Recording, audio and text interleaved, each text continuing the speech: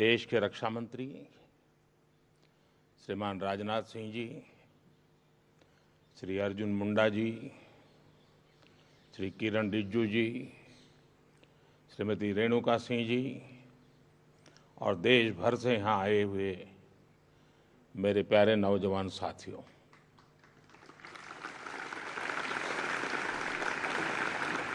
Corona ने वाकई बहुत कुछ बदल कर रख दिया है। मास्क, कोरोना टेस्ट, 2 गज की दूरी, ये सब अब ऐसा लग रहा है जैसे रोजमर्रा की जिंदगी का हिस्सा बन गया है। पहले जब फोटो निकालने जाते थे तो कैमरामैन कहता था स्माइल, अब मास्क के कारण वो भी बोलता नहीं है।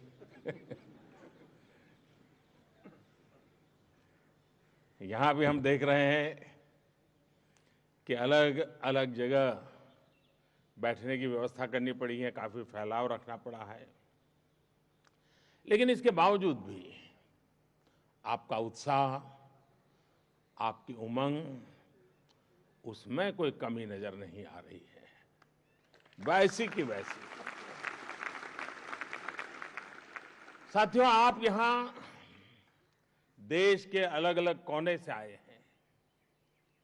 यहां देश के दूर सुदूर जनजातीय क्षेत्रों से आए साथी हैं।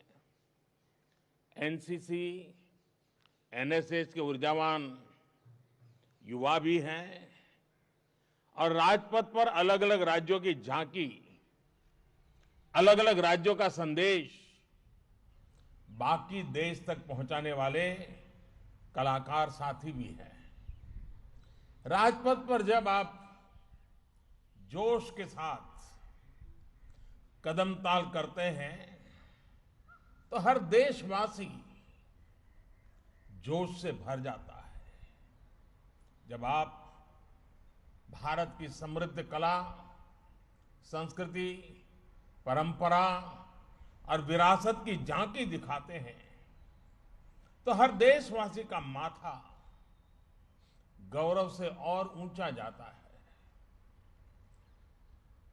और मैंने तो देखा है कि परेड के समय मेरे बगल में कोई न कोई देश के प्रमुख रहते हैं, इतनी सारी चीजें देख करके उनको बड़ा सरप्राइज होता है, बहुत सारे सवाल पूछते रहते हैं, जानने का प्रयास करते हैं देश के किस कोने में है, क्या है, कैसा है। जब हमारे आदिवासी साथी राजपथ पर संस्कृति के रंग बिखेरते हैं तो संपूर्ण भारत उन रंगों में रंग जाता है, झूम उठता है। गणतंत्र दिवस की परेड भारत की महान सामाजिक सांस्कृतिक विरासत के साथ ही हमारे सामरिक सामर्थ्य को भी नमन करती है। गणतंत्र दिवस की परेड दुनिया के सबसे बड़े लोकतंत्र को जीवंत करने वाले हमारे संविधान को नमन करती है। मैं आपको 26 जनवरी को बेहतरीन प्रदर्शन के लिए बहुत बहुत शुभकामनाएं देता हूं। आपसे एक आग्रह भी है, अभी दिल्ली में ठीक ठाक ठंड पड़ रही है, जो साउथ से आए होंगे उनको तो परेशानी और होती होगी, और आप कई दिन से यहां हैं, लेकिन आप में से बहुत से लोग, जैसा मैंने कहा, सर्दी के आदी नहीं है। इतनी सुबह उठकर आपको ड्रिल के लिए निकलना होता है। मैं यही कहूंगा कि आप अपनी सेहत का ध्यान जरूर रखिएगा। साथियों, इस वर्ष हमारा देश अपनी आजादी के 75 वर्ष में प्रवेश कर रहा है। इस वर्ष गुरु तेग बहादुर जी का 400वां प्रकाश पर्व भी है और इसी वर्ष हम नेताजी सुभाष चंद्र बोस की 125वीं जन्म जयंती भी मना रहे हैं। अब देश ने ये तय किया है कि नेताजी के जन्मदिवस को हम पराक्रम दिवस के तौर पर मनाएंगे।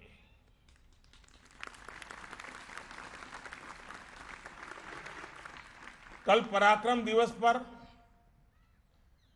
मैं उनकी कर्मभूमि कोलकाता में ही था। आजादी के 75 वर्ष, गुरु तेग बहादुर जी का जीवन, नेताजी का शौर्य, उनका हौसला, ये सब कुछ हम सभी के लिए बहुत बड़ी प्रेरणा है। हमें देश की आजादी के लिए अपना सर्वस्व न्योछावर करने का अवसर नहीं मिला, क्योंकि हम में से अधिकतम लोग आजादी के बाद पैदा हुए हैं। लेकिन सर्वस्व न्योछावर करने का मौका नहीं मिला। लेकिन हमें देश ने अपना सर्वश्रेष्ठ अर्पित करने का अवसर जरूर दिया है। हम जो भी देश के लिए अच्छा कर सकते हैं, भारत को मजबूत बनाने के लिए कर सकते हैं, तो हमें करते ही रहना चाहिए। साथियों, ये गणतंत्र दिवस की परेड की तैयारियों के दौरान आपने भी महसूस किया होगा कि हमारा देश कितनी विविधता से भरा हुआ है। अनेकों भाषाएं, अनेकों बोलियां, अलग अलग खान पान, कितना कुछ अलग है, लेकिन भारत एक है।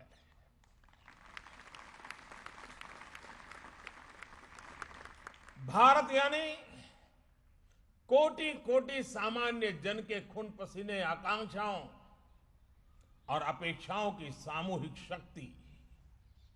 भारत यानी राज्य अनेक, राष्ट्र एक। भारत यानी समाज अनेक, भाव एक।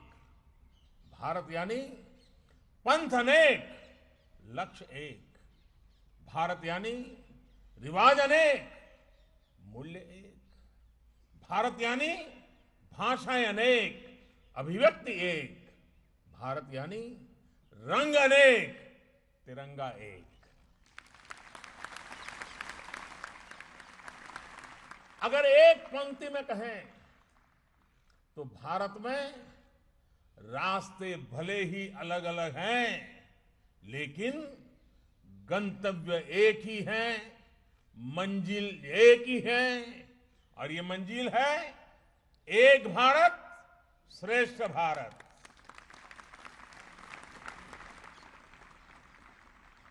साथियों, आज एक भारत श्रेष्ठ भारत की यह शाश्वत भावना देश के हर कोने में प्रकट हो रही है, मजबूत हो रही है। आपने भी देखा और सुना भी होगा कि मिजोरम की 4 साल की बालिका, उसने वंदे मातरम जब गाया तो सुनने वाले को गर्व से भर देता है। केरल के स्कूल की एक बच्ची जब कठिन परिश्रम से सीखकर एक हिमाचली गीत बड़े परफेक्शन के साथ गाती है तो राष्ट्र की ताकत महसूस होती है। तेलुगु बोलने वाली एक बिटिया जब अपने स्कूल प्रोजेक्ट में बड़े रोचक ढंग से हरियाणवी खान पान का परिचय देती है तो हमें भारत की श्रेष्ठता के दर्शन होते हैं। साथियों, भारत की इसी ताकत से देश और दुनिया को परिचित करने के लिए एक भारत श्रेष्ठ भारत एक पोर्टल बनाया गया है। और आप तब तो डिजिटल जनरेशन वाले हैं तो जरूर वहां जरूर जाइएगा। इस पोर्टल पर एक भारत श्रेष्ठ भारत जो पोर्टल बनाया है, उस पर जो व्यंजन विधियों का सेक्शन है, उस पर 1000 से भी अधिक लोगों ने अपने प्रदेश के व्यंजन साझा किए हैं। कभी समय निकालकर आप इस पोर्टल पे को जरूर देखिएगा और परिवार में भी कहिए जरा, आज मां बताओ ये, आपको बहुत आनंद आएगा। साथियों, बीते दिनों कोरोना काल में स्कूल कॉलेज आदि बंद होने पर भी देश के युवाओं ने डिजिटल माध्यम से अन्य राज्यों के साथ वेबिनार किए हैं। इन वेबिनार्स में म्यूजिक, डांस, खान पान की अलग अलग राज्यों की अलग अलग शैलियों पर बड़ी विशद चर्चाएं की हैं। आज सरकार की भी कोशिश है कि हर प्रांत, हर क्षेत्र की भाषाएं, खान पान और कला का पूरे देश में प्रचार प्रसार हो। देश में भारत के हर राज्य के रहन सहन, तीज त्योहार के बारे में जागरूकता और बढ़े। विशेष तौर पर हमारी समृद्ध आदिवासी परंपराओं, आर्ट एंड क्राफ्ट से देश बहुत कुछ सीख सकता है। इन सबको आगे बढ़ाने में एक भारत श्रेष्ठ भारत अभियान बहुत मदद कर रहा है। साथियों, आजकल आपने सुना होगा, देश में बहुत बोला जाता है, सब दूर सुनाई देता है, वोकल फॉर लोकल। जो अपने घर के आसपास चीजें बन रही हैं, स्थानीय स्तर पर बन रही हैं, उस पर मान करना, उसका गर्व करना, उसे प्रोत्साहित करना, यही है वोकल फॉर लोकल। लेकिन ये वोकल फॉर लोकल की भावना तब और मजबूत होगी जब इसे एक भारत श्रेष्ठ भारत की भावना से शक्ति मिलेगी। हरियाणा की किसी चीज की संबंध में मैं तमिलनाडु में रहता हूं, मुझे गर्व होना चाहिए।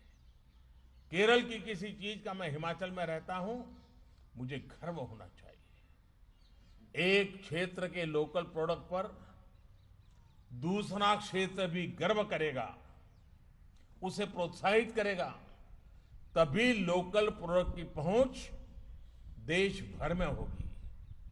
उसमें एक ग्लोबल प्रोडक्ट बनने की ताकत पैदा होगी।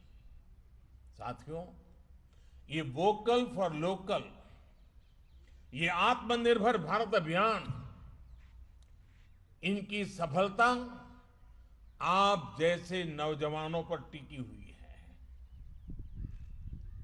और आज जब मेरे सामने एनसीसी और एनएसएस के इतने सारे नौजवान हैं,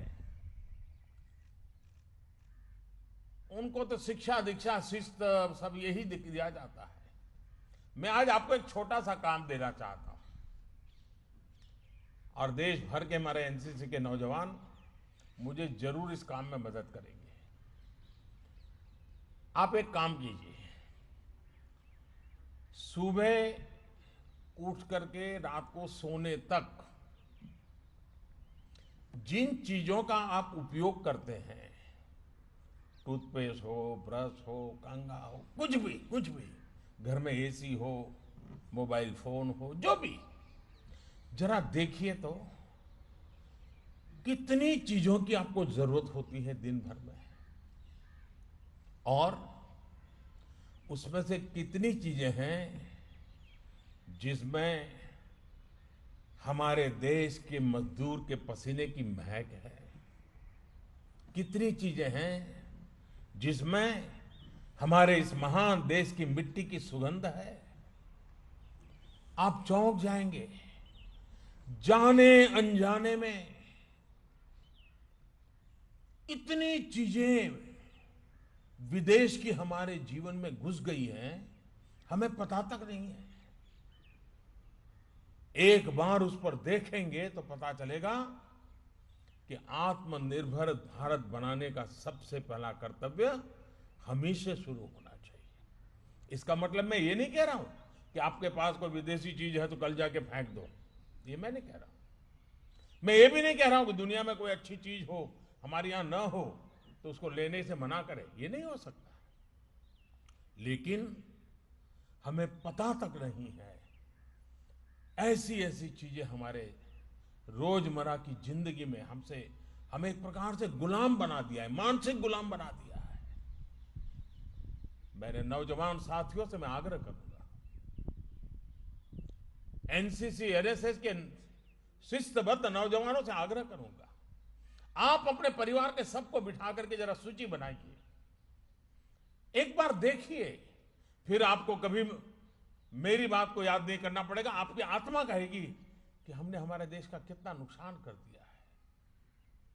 साथियों, भारत आत्मनिर्भर किसी के कहने भर से ही नहीं होगा, बल्कि जैसा मैंने कहा, आप जैसे देश के युवा साथियों के करने से ही होगा।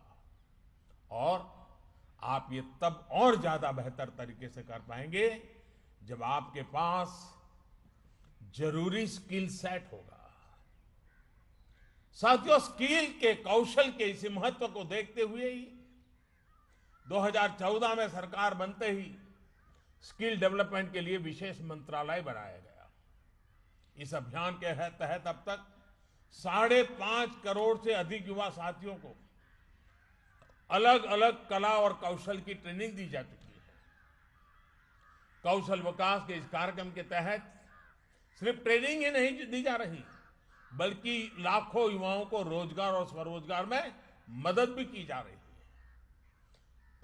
लक्ष्य ये है कि भारत के पास स्किल युवा भी हो और स्किल सेट के आधार पर उन्हें रोजगार के नए अवसर भी मिले।